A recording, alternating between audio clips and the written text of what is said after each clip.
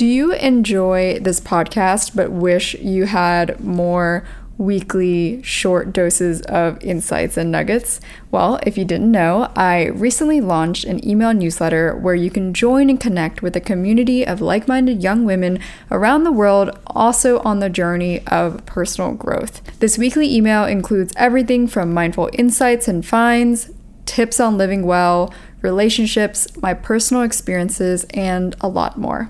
Subscribe to get your weekly email newsletter. The link is directly in this podcast episode show notes, or you can head directly to my website at emilyelizabeth.blog and you can sign up from there.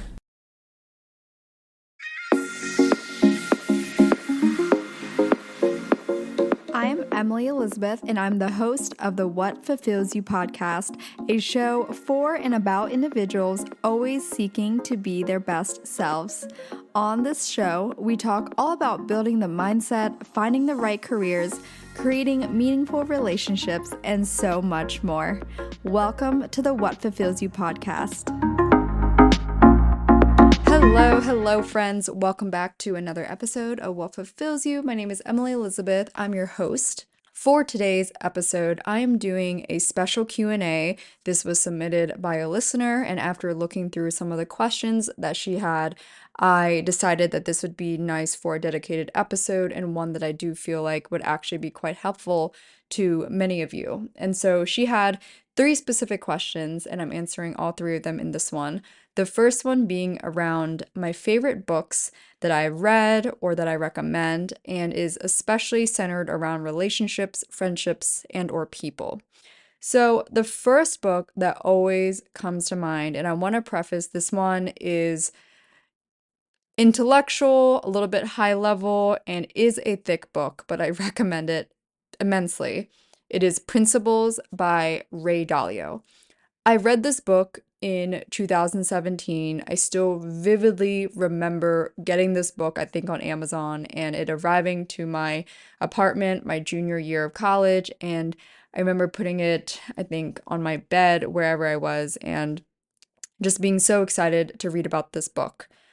Now, to backtrack a little bit as to why I even got this book in the first place, 2017 was a year of immense growth for me. I was going through a breakup period, and I was a junior in college. I was 20 or 21 years old, and just figuring out who Emily is, what she wants to be, without my parents' opinions, without my classmates' opinions, without the external noise, which I think is the hardest obstacle to get through in your early 20s, especially because so many people are trying to tell you who you should be, what you should think, how you should think, the values you need to live by. And this was, for me specifically, a breakthrough moment for me. And I think this does happen for most people, not always, but some usually in their mid-late 20s. And just because of the circumstances of my own life, I was also in Southern California, 3,000 miles away from the environment I grew up in, and the only thing I ever knew for 18 years. Everything was just so, I had the opportunity to just learn how to become a young adult in my own way, and that was the best thing that could have happened for me. Now, it came with its challenges, right? So 2017, challenging time period of my life. I started to listen to podcasts. I came to Tony Robbins, learned a lot through him. And one of the people that he interviewed was Ray Dalio.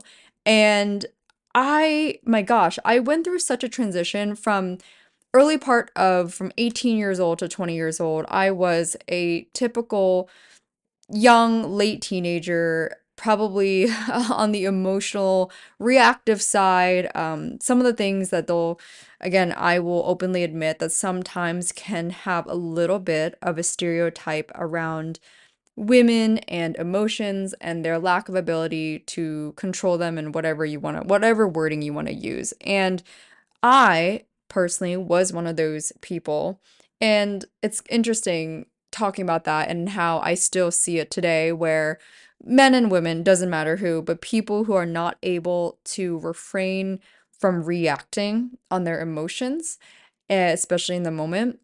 And lacking self-regulation. I'm so grateful that despite how hard it was for me at the time, just as a developing young adult at the age of 20, I learned so much about how to self-regulate and how to calmly proceed and speak to people with respect and in a calm manner. And one of those people, just through hearing him alone, was Ray Dalio. And so all of the things that he talked about in the interview with Tony Robbins, which I actually saved so I could re-listen from time to time, I ended up being like, wow, I want to learn more from him. And so shortly after, and I'm talking a month or two after, he came out with a book called Principles, and I immediately bought it.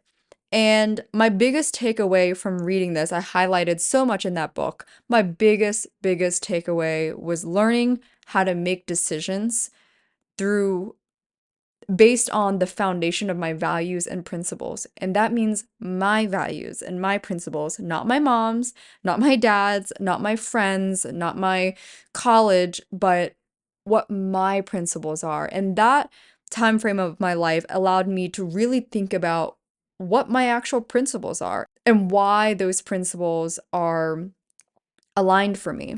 And the reason why I pertain this to relationships and friendships and people is because a lot of the decisions that we make in life do often involve or revolve around other people, especially in relationships, right?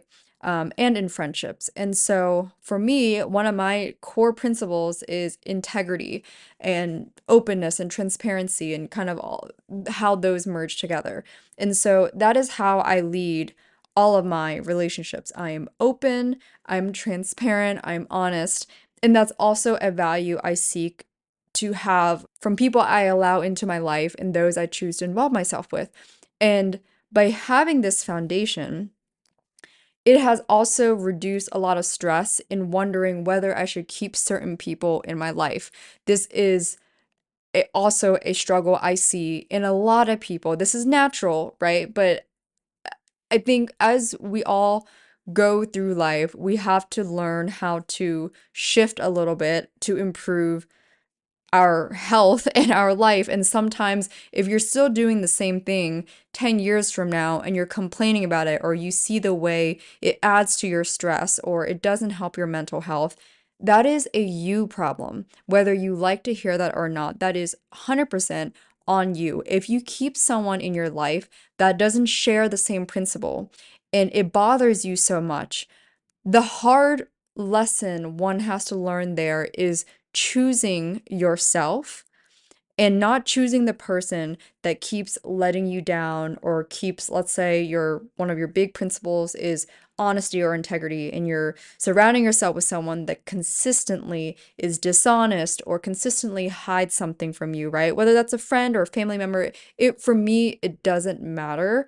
Sometimes we try to make exceptions to these, and that's kind of where things can get bumpy. And so, all that to say, understanding what my values are and were, which they have remained the same since I made that decision when I was 20 or 21, has made life a lot simpler for me. I haven't had to think through this and that, or, whether this person is a good fit in my life.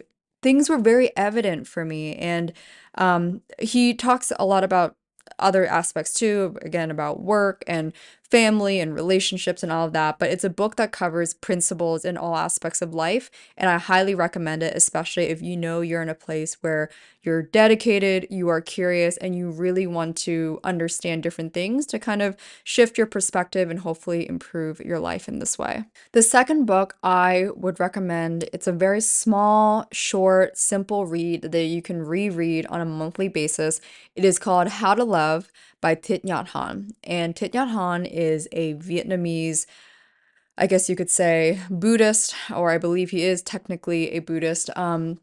He passed away, I believe, in 2022.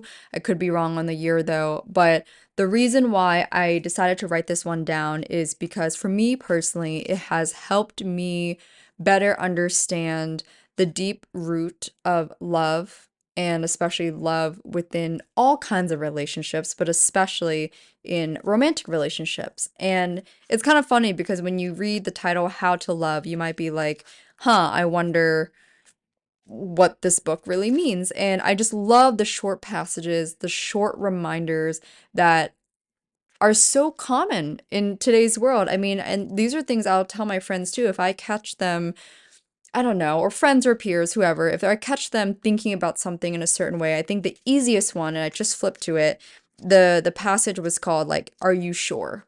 And I just lost the page now, but from what I remember, it's basically always questioning your assumptions. The amount of times when we assume something, especially in any relationship, and the way it can make us suffer internally and then can also make our relationship suffer because of the way we proceed with the relationship.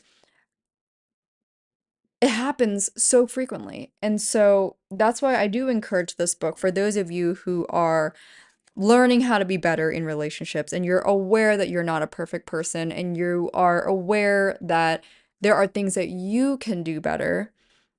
I highly recommend this book. And even if you're not in a relationship right now, it's kind of great place to like pique your curiosity because I am a believer that you naturally end up attracting and keeping people in your life that are at a similar frequency, vibration, energy, intellectual level, whatever. I think it just kind of naturally happens, whether we like that or not. We tend to gravitate towards people that are at a similar scale, okay?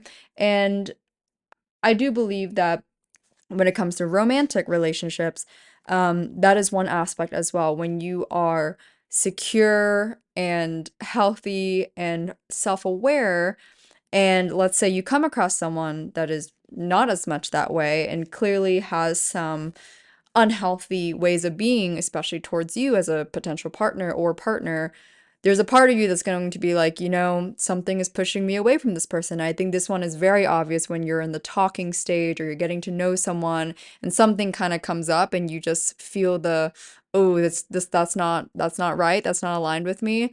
Long story short, one of my best friends, she went on a date many years ago, and I remember after the fact, she was telling me like certain comments that this guy made on their very first date, and she was telling him that she was running a marathon, I think later that year, and he's like, "Oh, I heard marathons are not good for you, right?" And instantly, because she is someone I consider very healthily independent and her own person, and she's comfortable and confident to be on her own, right? Obviously she's not going to keep up with a guy that's going to make a negative comment like that or just a comment that's not helpful in the context. So again, it kind of depends on where you're at in your own life, but when you've become comfortable in yourself and then you've also worked on these other aspects, I think oftentimes you're going to either repel or attract certain types of people, and I am a firm believer of that in love. And then the last book I do recommend, this one is definitely more on the professional lens, so professional relationships, and in work. And this book is also geared towards women specifically, but I recently read it. It's called Women, Work, and the Art of Savoir-Faire. Savoir-faire. I don't know how to fully say that. It's definitely in French. But this book is just about business sense and sensibility, and this one is really good beyond just professional relationships, but this one's really good at combining, as a woman, the love of all the things, right? Especially if you enjoy working and having a career and having something for yourself where you get to do it for a living. I think this book is great. It talks a lot about so many different things, but also from a French woman's perspective who's also lived in the US and was a CEO of um, a very notable champagne company, but I personally took a lot away from that as well. I've also personally have always had a lot of my feminine style, and my mentality also stems quite a bit from French culture. So all that to say, I really enjoyed the book, and I do think it's great for those of you who want to enjoy what you do, are seeking to grow and have an ambition in that, but also you're aware, or like it's also not the end all be all, that like your career is not the only thing that's important in life. Okay, the second question she had for me is how do you take inspiration from amazing people without feeling like you are behind in your own life compared to them? So, my answer is really simple on this. And I want to preface that my mentality and my mindset and my approach to life is not always for everyone, but this is how I personally approach life. And this is why I speak the way I do, the way I think about things the way I do. And I have always been, as some would call it, a little delusional in the sense that, although I don't think it's delusional, I compare myself to people that most people would think it's crazy to compare yourself to those people. I've done that because I don't see, let's say, celebrities or business people or anyone that's just marginally more successful than me, at least on the financial level or even the things that they've got to do in their life. I've never seen those people as superior, or I've never seen those people as marginally different than me in the sense that they have more talent or means or whatever than me that makes them more likely to be able to do it than me. Does that make sense? So obviously, I'm aware, like in, let's say, sports, right? Like Michael Phelps or any female swimmer, easier comparison, who is taller than me and built a different way, she's probably going to be more naturally equipped for swimming, let's say, on a professional level. But I'm also not, let's say, I'm not in realms that I don't feel like hey, I have a really great shot, right? So I want to kind of preface that because in my day-to-day life, I've never compared myself to people in the sense of, oh, like she's more this than me, she's more this, and I can't do that. I've actually always been the reverse. I compare myself to people for the sake of, she is an example of why I can do the thing that I have set out to do. Or she is an example of why I can buy a future apartment in Manhattan because she did this. And she did it at this age too. And she did it with this career and this background. Like to me, that's made me recognize how realistic it is compared to the alternative, which is, oh, I can't do that because I'm not this enough, or I'm not here, or I'm not there yet, or I came from this. I have never put limits on why I can or can't do something. I've actually always, since early college years, I've always compared myself to people in the way that they are the reason I'm able to. So this has also been when I grew up. I remember the first time I saw Kendall and Kylie Jenner, it was on Teen Vogue, and I used to get the magazine subscription. And I saw them in magazines, and I was like, I can too. Right. And I'm sitting in my hometown of 8,000 people in Pennsylvania, and I'm just thinking, oh, yeah, I'll go out to LA one day. I can do that too. I can be out there. I can make it in whatever shape or form that I want to. There's nothing more special about Kendall and Kylie or whoever people often idolize. There's nothing in my brain, there is nothing more special about these other people that makes them more capable of doing something that I want to do. So keep that in mind as you think about how comparison is and whether you want to use comparison to your advantage, because that's something I decided to do. So the last question is, how do you keep working on stuff that is important to you in the age of distractions, or if you want to focus on any other vices that reduce your productivity slash laziness, etc.? Okay. Also an easy answer for me. Now, I want to preface, I'm saying this from now years in, and so I understand if you're going to start this now, you got to take it with a grain of salt that I'm sharing this 4 to 5 years later of already implementing some of this. But the biggest one is that I don't have television. I have not had a TV in my home since 2019. I guess here's the interesting part. So, since my senior year of college, I have not had a physical TV in my home. And that year was because my roommate and I at the time, neither of us wanted to buy a TV, basically to contribute to the apartment. So what happened? We did not have a TV. We had a living room, we had a couch. We did not have a TV. It was very interesting. Fast forward a year without TV, I'm like, okay, I don't really care. And I don't think I even had Netflix or Hulu or anything. And so I think the first year out of college, I did end up getting TV for like decor, but I barely watched TV, to be honest. And then the second year out of college, I did also have a TV. Again, at the time, I still didn't have any streaming services, to be honest. I had friends that were kind enough to give me their login, so I would occasionally watch a certain series like Succession or things like that. But I have been very lucky to I've never had an addiction to television or reality TV or anything like that. So I'm gonna start with that first.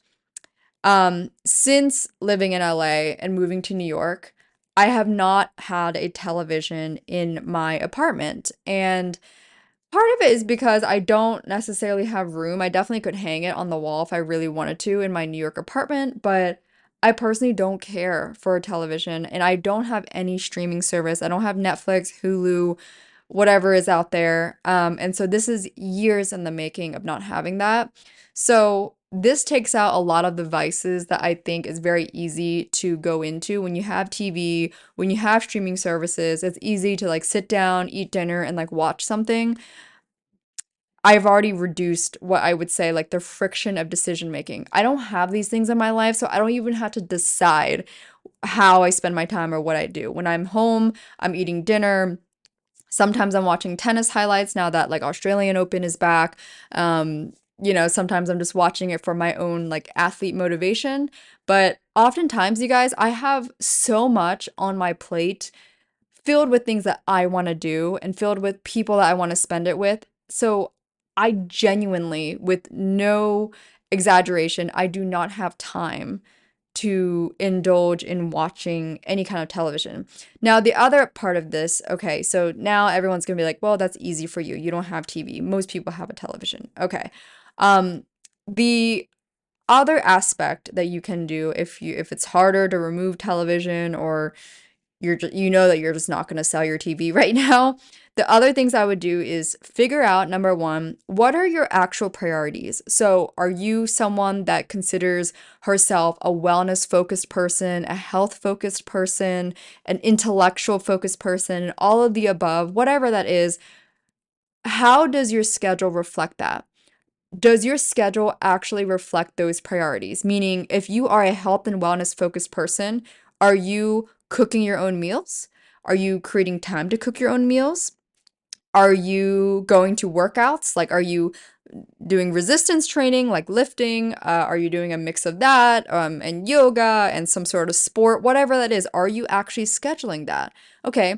If the answer is like yes, maybe no, okay, find a way to create certain commitments where if you commit and then you try to back out, there are consequences. Okay. This is something I even do. And this is coming from someone that I'm working out every single day in the month of January.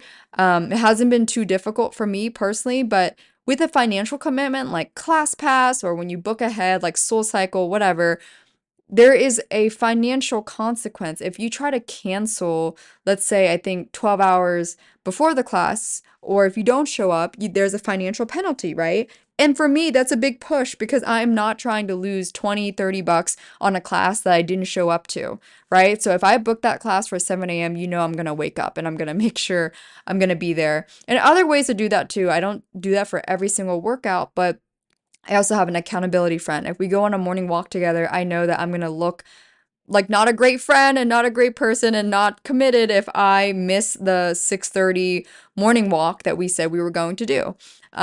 So you have to fill up your schedule with important things that you claim are a priority so that you do not have time for distractions, right? I'll tell you an average day for me. In the morning, it's always a workout. It's either tennis, skating, I'm lifting, Pilates, yoga, or a long morning walk. There is something there blocked off, and I usually finish my workout or I get back home usually around 9 a.m., give or take, okay? And then from like 9 to 10, that's when I'm eating breakfast, I'm showering, I'm cleaning up my apartment, things like that. Sometimes it'll take me to 10:30. Okay. Then the rest of the day is like work or meetings, a mix of podcasting, a bunch of those things. And then at the end of the day, I'm usually, well, usually like still working to some capacity. But if not, I'm usually spending that with a friend. Again, I'm doing this ahead of time. I schedule it into my calendar where I will text my friend, hey, do you have plans Friday? Do you want to go grab dinner? Do you want to go grab a drink? If this month I'm not drinking, but if I'm gonna go out for a cocktail, that's what I'm going to do. I would do that with a friend. So I'm going to have one martini and I'm going to indulge in chatting and catching up with a friend. Friends and relationships and having great relationships, that is for me a top priority. And so that's why I will schedule it ahead. And so all of these things in my calendar, even on the weekday, let's say a Wednesday evening, it's pretty common for me to hit up some of my best friends and be like, hey, who wants to do a cookie night at my place? Or who wants to do dessert night at my place? We'll bake something. Come over around 7:30. 7:30 to 9 or 9:30 are like time with my girlfriends, right? Like that is how I reduce distraction and vices that do not add to my life. I think so many people, if that is your biggest struggle right now, that you lose focus or you start to get lazy and do things that you know are distracting to you. And I want to tell you guys, I am also, what do you want to call it? A culprit of this. Like I'm also not 10 out of 10 all the time. I get distracted on Instagram all the time because it is part of my job. And so I end up staying on Instagram too long, right? Of course, it happens to me too. But the time commitments or the things that are on my schedule, if I'm running late, I'm like, oh shit, like I have to get off my phone, I have to get ready, or I have to go make breakfast. Like I have to do these things. And so create those commitments for yourself in your schedule. And not to overdo it, of course, but to the point where you have something to look forward to. It's something that's healthy and good for you mentally, physically, emotionally. And over time, you'll notice that, wow, I really don't have even time to sit down and watch this show that's been distracting me, or I don't have time to sit down and kind of scroll on TikTok or whatever. If you have the time to do those things and you replace that, right? Don't try to remove it necessarily, but try to just replace it.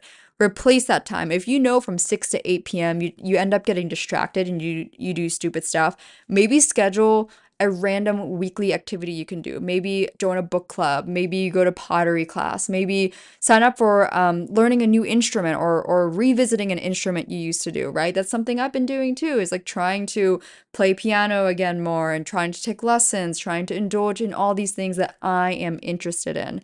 And so, all that to say, how do I keep the stuff important to me as a top priority? Well, I schedule it and I make sure that I actually create time for it first so that I have very little time for the things that do not matter.